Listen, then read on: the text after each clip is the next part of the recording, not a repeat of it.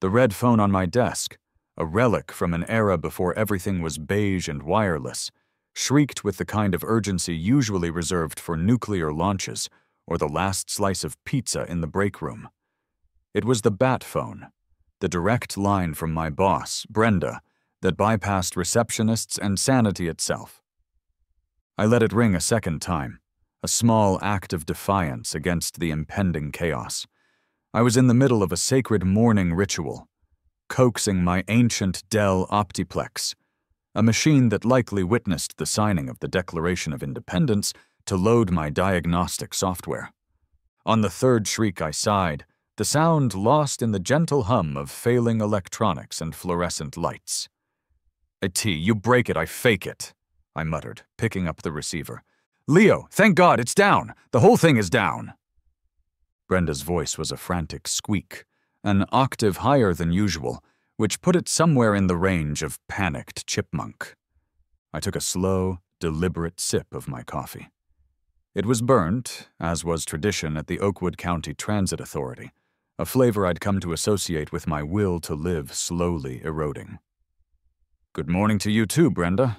Before I summon the 4 horsemen, could you specify which of our many, many failing systems has decided to meet its maker today?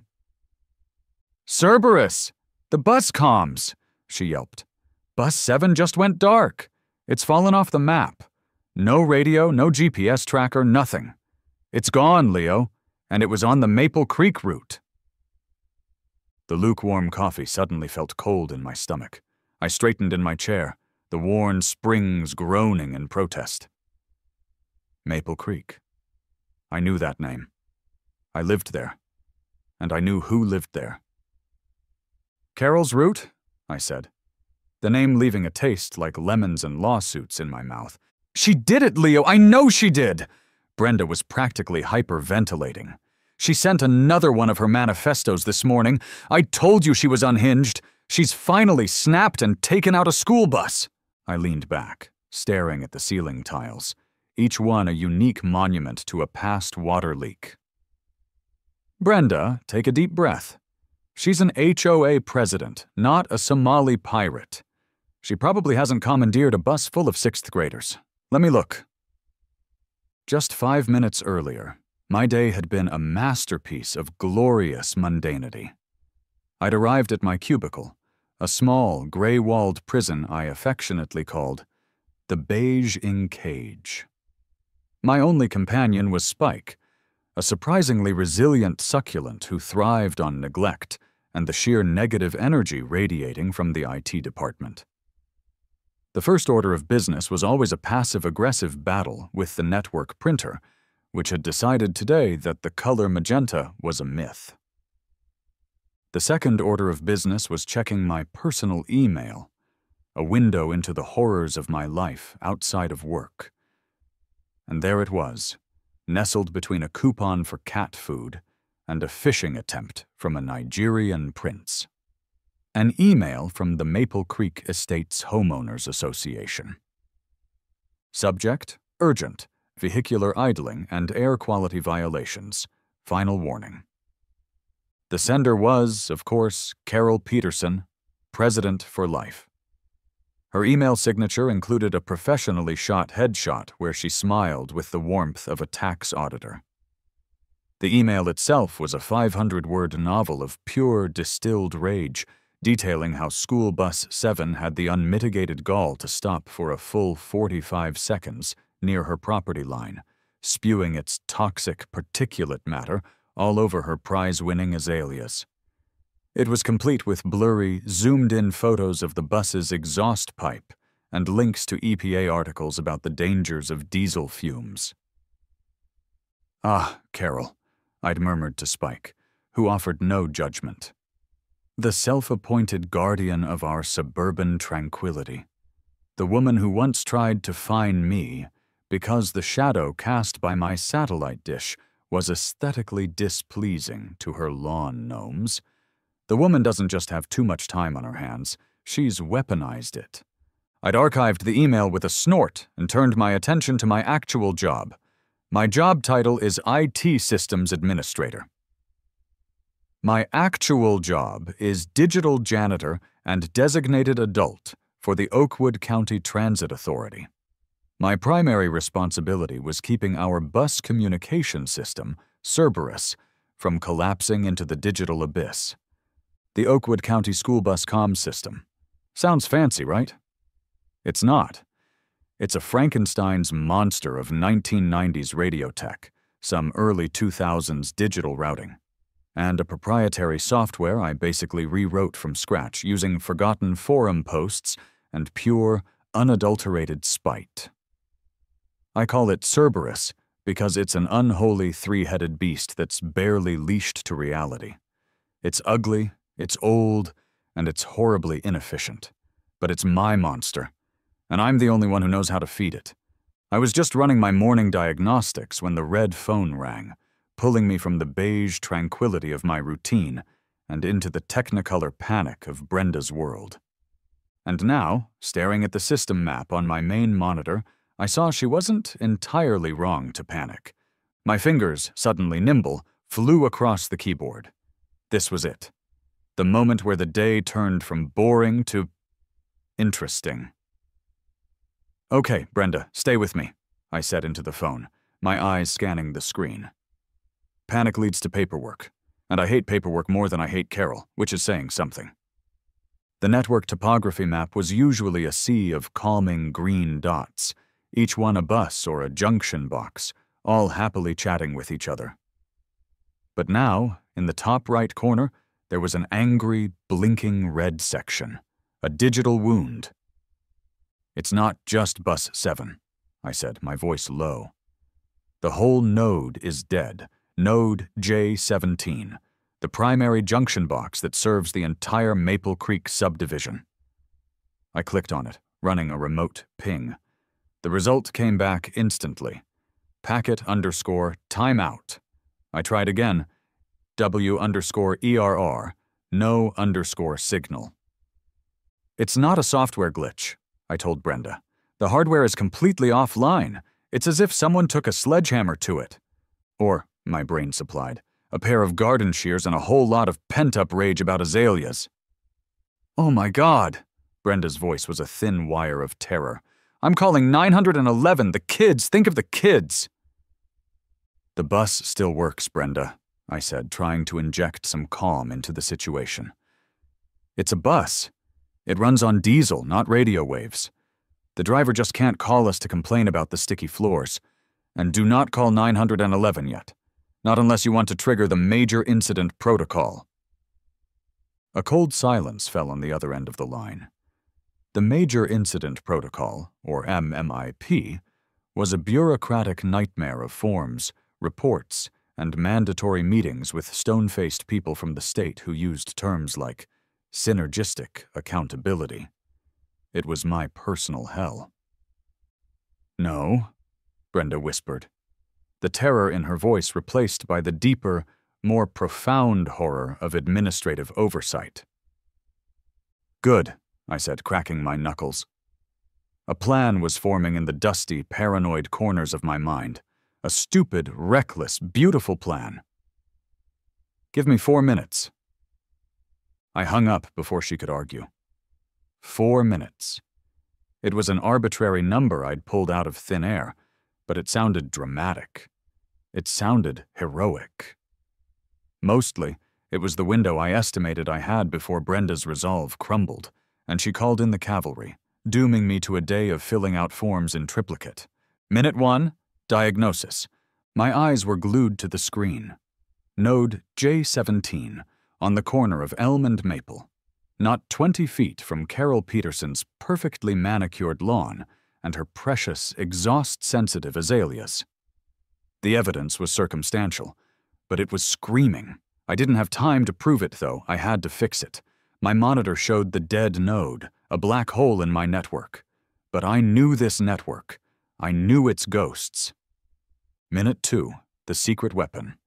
Years ago, when they first handed me the keys to this digital dumpster fire, I did a full inventory. In a damp sub-basement, behind a stack of moldering office chairs, I found a relic. A decommissioned cellular relay system from the early 2000s. It was a metal box full of obsolete SIM cards and antennas, a fossil from before the radio network was upgraded. The work order said it was supposed to be stripped for parts. I, of course, lied on the report and said I'd taken care of it. Instead, I'd spent a weekend fueled by cheap pizza and paranoia, secretly patching it into Cerberus. It was a ghost in the machine, a hidden back door for a day just like this. A break glass in case of Carol button. It ran on an ancient, hulking server in the same basement, a machine I affectionately called Big Bertha, mostly because it sounded like a steam engine when it booted up and was covered in just as much grime. It was completely off-book and flagrantly against a dozen IT policies.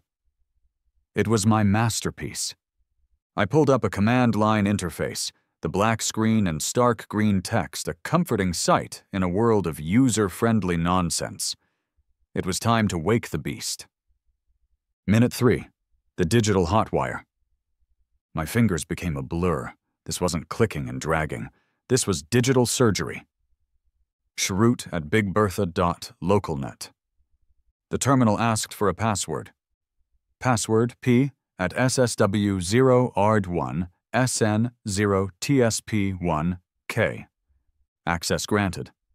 I could hear, even through the floor, the faint, groaning whir of Big Bertha's ancient fans spinning to life 2 stories below me.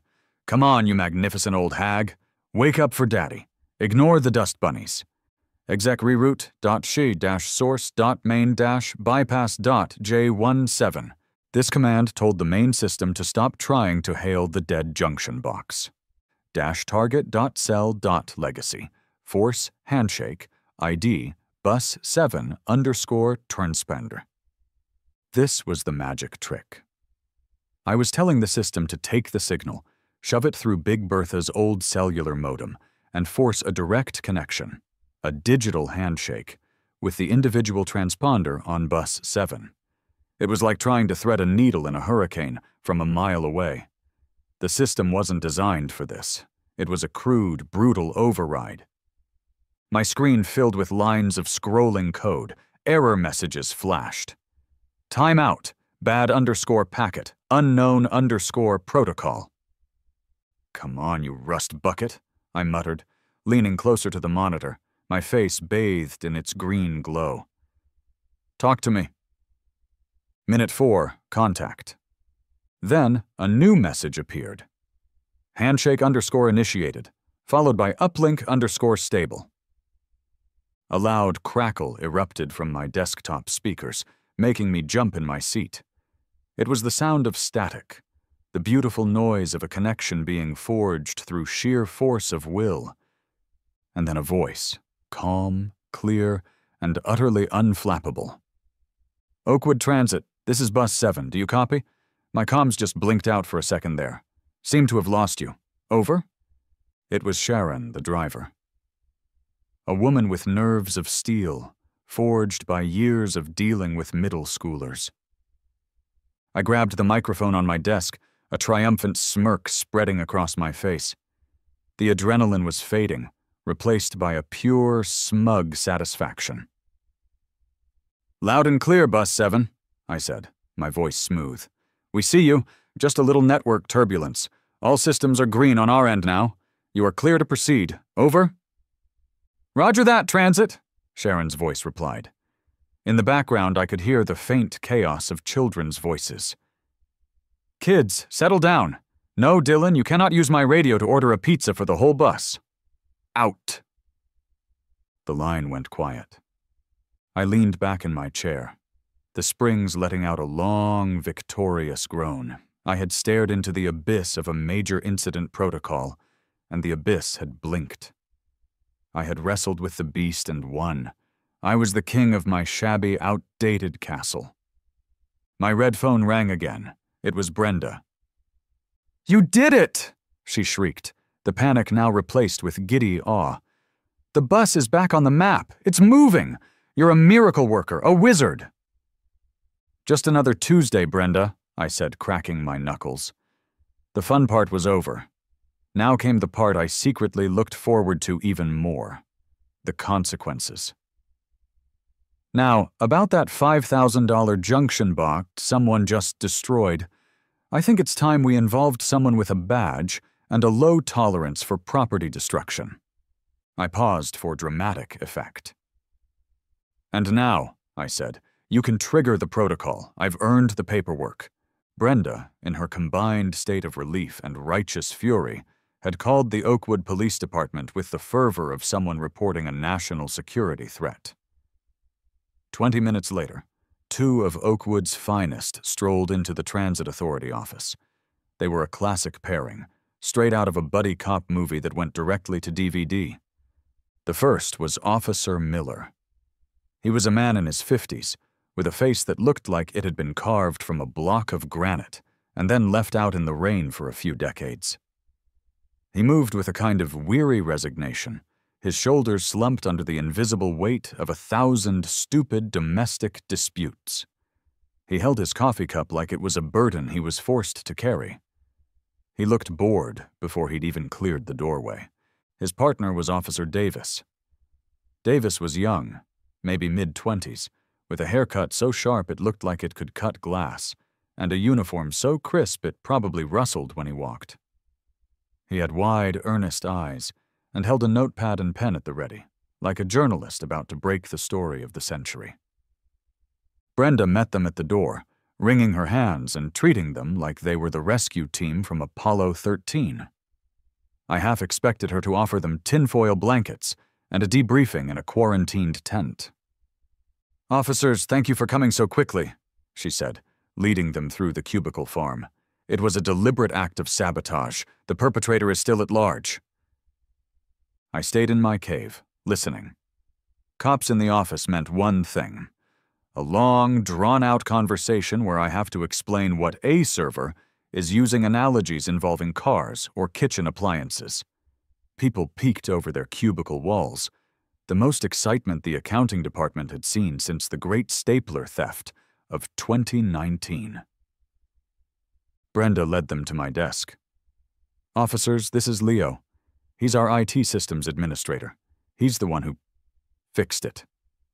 She said the word fixed with the reverence one might use for parted the Red Sea. Miller's tired eyes landed on me.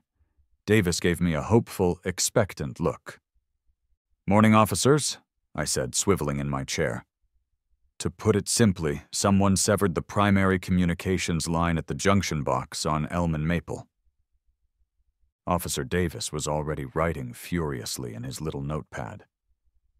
"Severed. Communications. Junction," he muttered. Officer Miller let out a long, slow sigh, the sound of a man whose soul had been ground down by endless paperwork. He took a sip of the terrible office coffee Brenda had offered him and winced. "Son, just tell me in English. Someone cut a wire?" "A very important, very expensive bundle of fiber optic and coaxial cables, yes," I clarified. "Cut clean through. It knocked out our ability to talk to or track one of our school buses, with kids on it." I added the last part for dramatic flair. Davis's pen scratched even faster. Miller's gaze was flat. "For how long?" "About 4 minutes," I said, a little too proudly. Miller stopped, his coffee cup halfway to his mouth. He stared at me, then at Brenda, then back at me. "You called us out here for a 4-minute outage?" "It was a deliberate act of sabotage," Brenda insisted, her voice rising. "And there were children involved, innocent children." The innocent children were in danger of missing their morning algebra lesson, which some might argue is a blessing, I murmured. Miller's lips twitched, the barest hint of a smile. "Do you have a suspect?" Davis asked, his pen poised. This was my moment. I turned to my monitor and pulled up the email from Carol Peterson I'd received that morning. I maximized the window, displaying her furious screed for all to see. "Exhibit A," I announced. This is an official complaint we received at 7:15 a.m. from a Miss Carol Peterson, whose house happens to be located directly adjacent to said junction box. She has let's call it a passionate history with Bus 7. Officer Davis leaned in, his eyes wide with intrigue. A vendetta?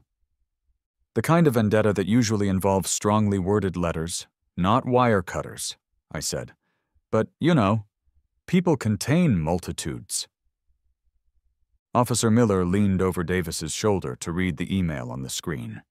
He scanned the first few lines, his expression unchanging. Then his eyes reached the sender's name and address.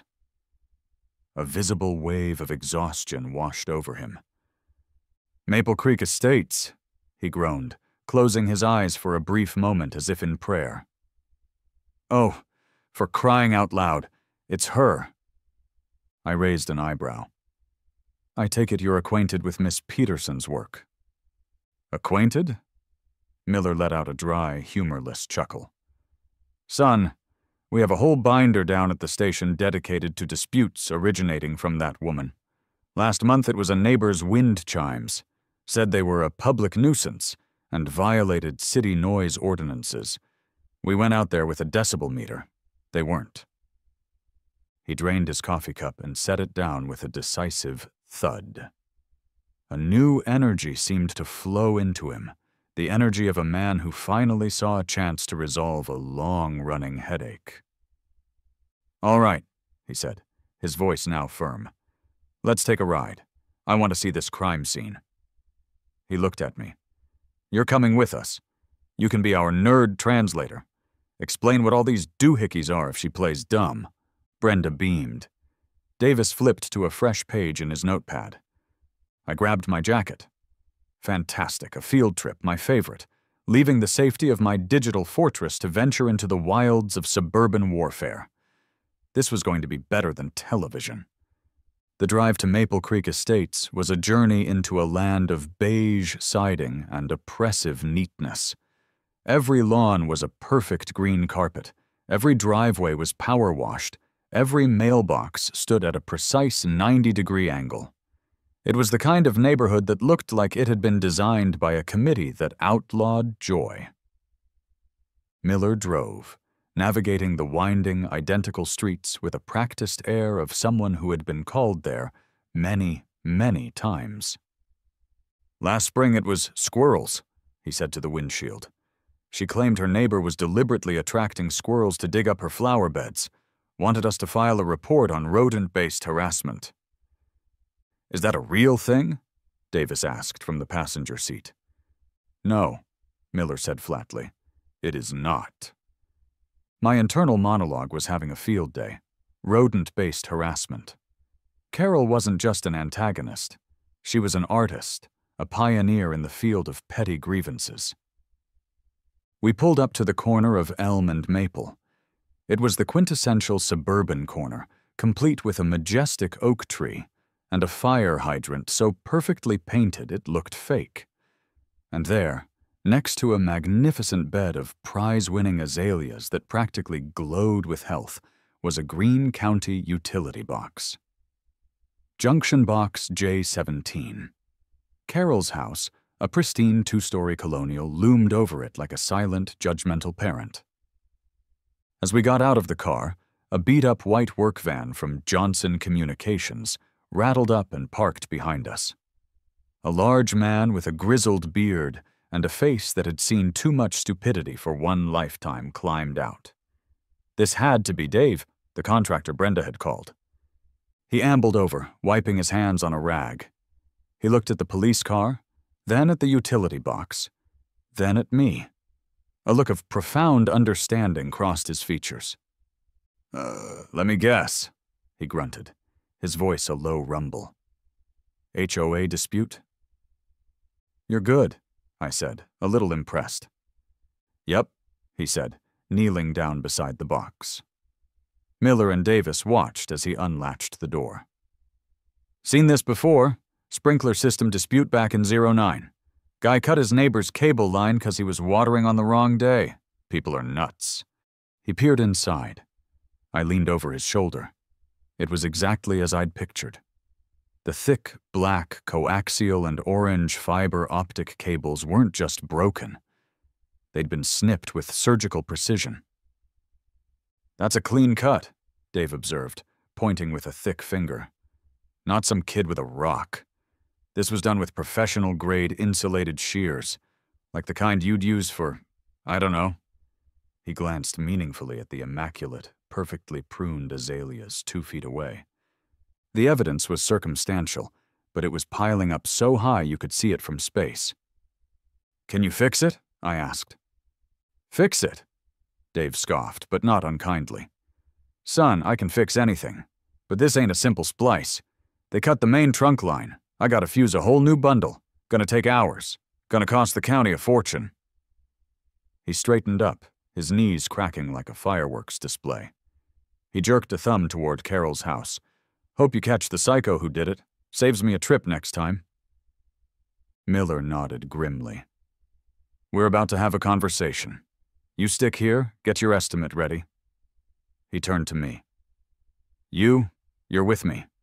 Time for a little show and tell." Me and Dave exchanged a quick look. It was a silent, perfect moment of communion between two battle-scarred veterans of the war on stupidity. His look said, "Go get 'em." My look said, "This is our life now, and it's utterly ridiculous." I followed Miller and Davis up the perfectly laid brick walkway to Carol Peterson's front door. The air itself seemed to hum with controlled order. There wasn't a single weed in the flower beds. The welcome mat looked like it had just been taken out of the package. Miller pressed the doorbell. A pleasant, multi-toned chime echoed from within. A few moments later, the door swung open. There she was, Carol Peterson in the flesh. She was dressed in crisp, black Lululemon attire, her blonde hair coiffed into a helmet of aerodynamic perfection. She looked ready for a power walk or a congressional hearing. She feigned a look of pleasant surprise, a look that didn't quite reach her cold, calculating eyes. "Officers, is everything all right in the neighborhood?" she asked, her voice as smooth and polished as her front door. "Ma'am, we're investigating an act of vandalism to the county utility box on the corner of your property," Miller said, his tone flat and official. "Oh, that dreadful old thing?" Carol said, placing a hand on her chest in a gesture of delicate concern. "Yes, I saw the door was ajar earlier this morning. I was just about to call it in. The service in this neighborhood is just getting so shoddy." I had to physically restrain myself from snorting. She was a pro. "We'd like to ask you a few questions, if you don't mind," Miller continued. "May we come in?"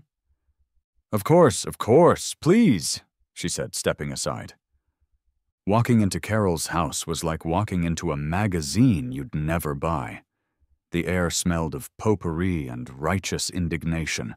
The furniture was a sea of beige, cream, and taupe. Every pillow on the sofa was perfectly chopped. Every surface gleamed under the recessed lighting. There were no photos, no clutter, no signs of actual human life. It wasn't a home, it was a stage. And we were about to be unwilling actors in her one-woman play titled, "I Am the Victim Here." We stood awkwardly in her living room while she offered us filtered water with lemon, which we all declined. "Miss Peterson," Miller began, getting right to it, "did you happen to see anyone near that box this morning? Perhaps someone carrying, say, a pair of heavy-duty wire cutters?" "I am always vigilant, officer. It's part of my duty as HOA president," she said, her posture ramrod straight. "But no, I didn't see a soul. It's a very quiet street." I decided it was my turn. "The box that was damaged provides the communications link for the county school bus system," I said, making sure to meet her gaze. "The very same Bus 7 you filed a formal complaint about this morning." Her eyes narrowed, flicking from me to Miller. "And who are you?" she asked, her voice dripping with disdain. "I'm the guy who had to remotely patch the system back together after your vigilance somehow resulted in it being broken right after you sent a threatening email. I said. Threatening? Carol scoffed, her voice rising, the first crack in the pristine facade. It was a formal complaint. That bus, that menace, idles for nearly a minute every single day. It spews toxic fumes all over my award-winning azaleas. Do you have any idea how delicate the ecosystem of a prize-winning azalea is? The county has ignored my letters for months. My emails. I am left with no choice but to engage in proactive community maintenance. Officer Davis, who had been silent until now, dutifully began writing in his notepad. Proactive. Community. Maintenance, he muttered under his breath. Miller's face was a stony mask. Ma'am, I'm going to ask you a direct question. Did you cut the wires in that utility box? Carol drew herself up to her full height. Officer, that box is on my property. The HOA covenants, which I wrote myself, are very clear about aesthetic standards and environmental impact. The county refused to act. I was simply enforcing the community standards that I am entrusted to uphold. It was a confession wrapped in a delusion of grandeur. She hadn't just admitted to it. She was proud of it. As if to prove her point, she marched over to a bookshelf and retrieved a massive white 3-ring binder with a professionally printed label on the spine. Bus hash 7 violations. She presented the binder to Miller like it was the Dead Sea Scrolls. It was a monument to petty obsession, a testament to what happens when a person has too much time and not enough real problems. She opened it on the coffee table. Inside were dozens of laminated pages. Color-coded tabs divided it into sections: noise pollution, air quality, scheduling inconsistencies. There were time-stamped photos of the bus. There were screenshots of a decibel reading app on her phone. There were printed-out articles from obscure environmental blogs. In one of the photos, a long shot of the bus down the street, I could see my own house, a tiny speck in the background. I felt violated on a spiritual level. Miller looked at the binder. He looked at Carol's triumphant, expectant face. He looked at me, and I gave him a slight nod. Then he sighed. It was the sigh of a man who knew the next 2 hours of his life would be dedicated to filling out an arrest report that would beggar belief. Okay, he said, gently closing the binder. I've got it. Proactive community maintenance with a side of destroying public property and recklessly endangering a bus full of children. He looked her straight in the eye. Miss Peterson, you are under arrest for destruction of county property and interference with public communications. The color drained from Carol's face. The mask of the righteous crusader shattered, revealing the bewildered woman underneath. You can't be serious, she gasped. This is an absurd overreach. I have a Zoom yoga class in 45 minutes. Officer Davis stepped forward, his little notepad now tucked away. Ma'am, you have the right to remain silent, he began, his voice clear and steady. Anything you say can and will be used against you in a court of law. As Davis cuffed a sputtering Carol, who was now deeply concerned about who would water her azaleas, I caught Miller's eye. He just shook his head slowly, a look of profound, almost cosmic weariness on his face. This wasn't a victory for him. It was just another Tuesday, only weirder. The return to the office was a surreal experience. News, it turns out, travels faster than light in a government building, especially when it's juicy. As I walked through the cubicle farm toward my beige sanctuary, a hush fell. People peeked over their monitors. Frank from accounting gave me a slow, solemn thumbs up. Someone had taped a piece of paper to my monitor. In shaky black marker, it read, "The Transit Jedi." I sank into my chair, the worn springs groaning a familiar welcome. Fame is a funny thing. For 4 minutes of angry typing and a lifetime of hoarding obsolete technology, I was now a local legend. I didn't want a parade, I wanted a nap. and possibly a brain bleach to scrape the memory of Carol's beige-on-beige living room from my cerebral cortex. My red phone rang. It was Brenda, of course. Her voice was no longer panicked or awed. It was triumphant. "Leo, they're taking her downtown. They're booking her. Can you believe it?" she chirped.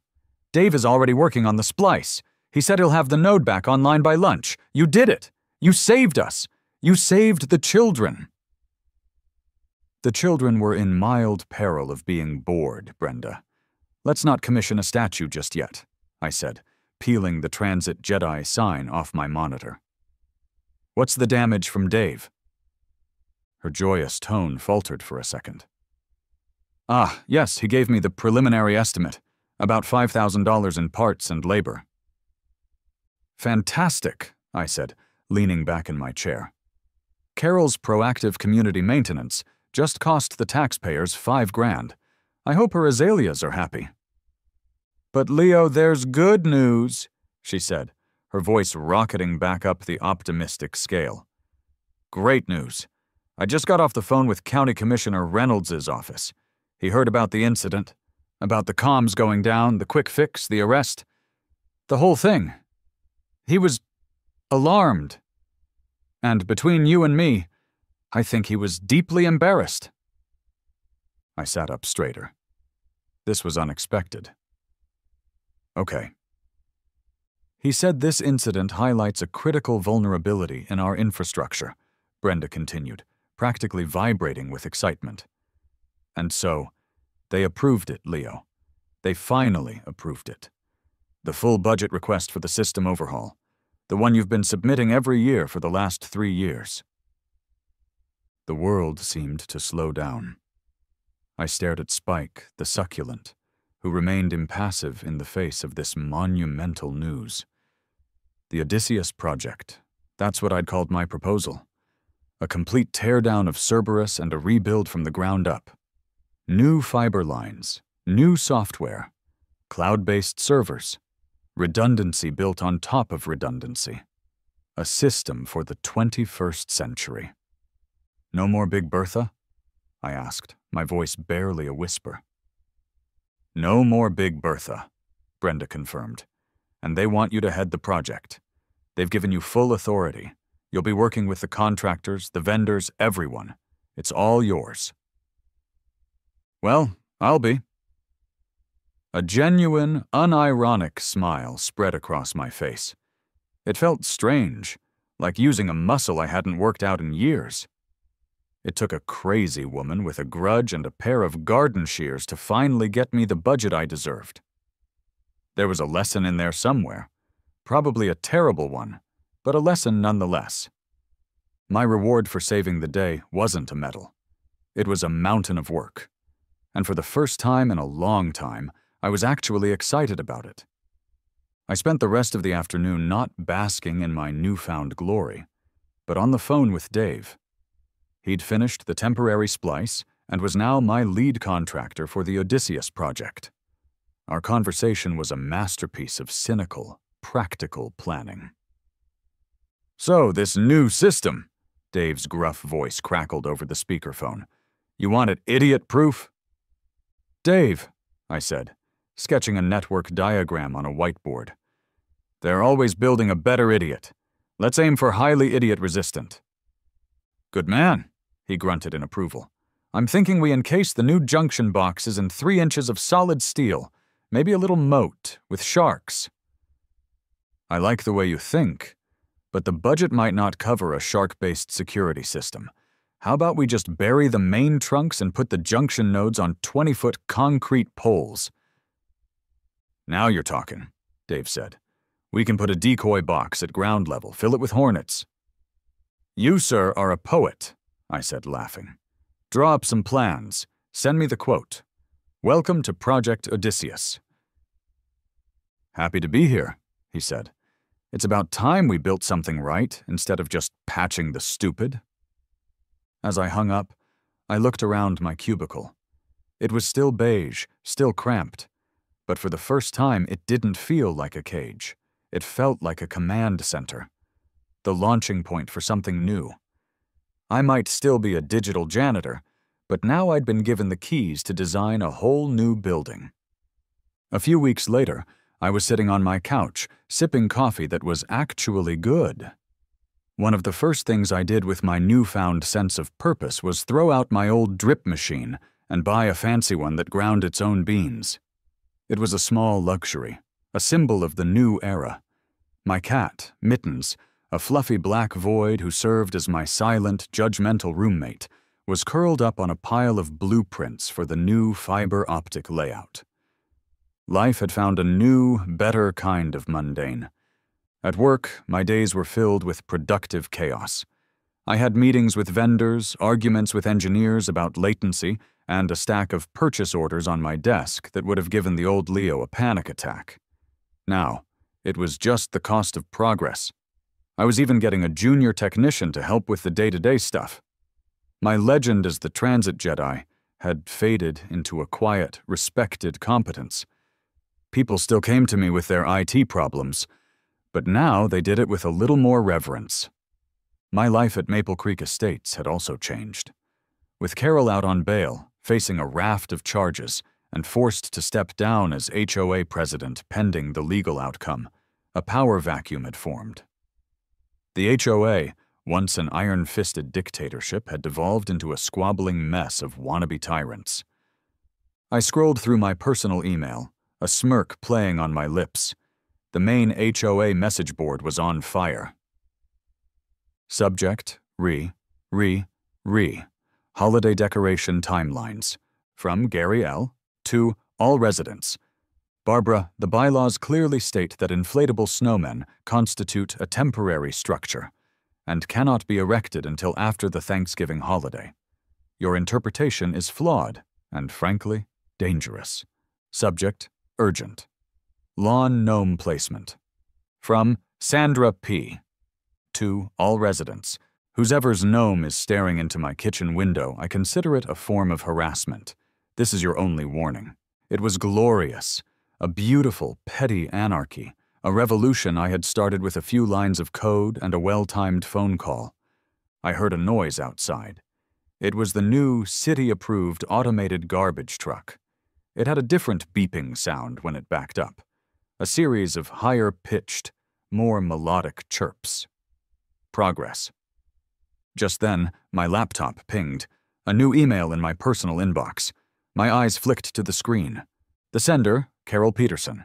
The subject, noise ordinance violation. New municipal waste vehicle. I clicked it open. It was a long, rambling complaint about the new truck's unacceptably shrill reverse signal, complete with a link to an article about the psychological effects of high-frequency sounds on domestic pets. I read the entire thing, every beautifully unhinged word. A few weeks ago, this would have sent a jolt of annoyance through me. It would have ruined my morning coffee. But now, I just looked at the email. I looked at Mittens, who twitched an ear in his sleep, completely unbothered by the high-frequency sounds of progress. I looked at the blueprints for my new system, my kingdom being built. I took a calm sip of my excellent coffee. A real, genuine smile spread across my face. It was the weary, triumphant smile of a man who understood his place in the universe. Some things never change. The world will always be full of Carols and their binders, fighting their pointless wars against garbage trucks and shadows. But now, at least, I had a better system. I had a better job. And I had much, much better coffee. Let her send her emails. Let her rage against the modern world. I moved my cursor over the email and clicked delete. My kingdom was secure. For now.